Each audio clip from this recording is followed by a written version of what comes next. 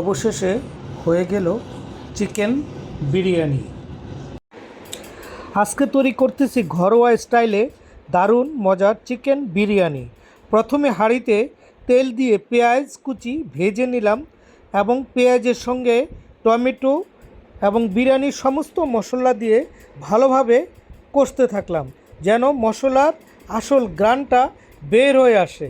তারপরে মশলা কষানো হয়ে গেলে মশলার সাথে এবার আলু মিক্সড করে দিলাম। আলুটা যেন ভালোভাবে মশলাকে একসঙ্গে আরও কিছুক্ষণ কষাতে থাকলাম। তারপরে মুরগির টুকরোগুলো মশলার সঙ্গে ধীরে ধীরে কষতে থাকলাম। মুরগি সিদ্ধ হয়ে যখন মশলার তেল উপরে উঠলো তখন বুঝলাম মশলা হয়ে গেছে। তারপরে ভিন্নভাবে পোলাও পাক করলাম।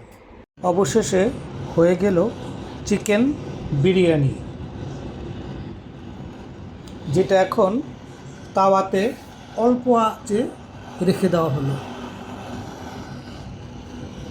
ধীরে ধীরে এটা হতে থাকবে, ঢাকনি দিয়ে দেওয়া হলো। চিকেন বিরিয়ানি কার কার পছন্দ কমেন্টসে জানান, আর কে কীভাবে রান্না করে খাবেন সেটাও আমাদেরকে জানাতে পারেন।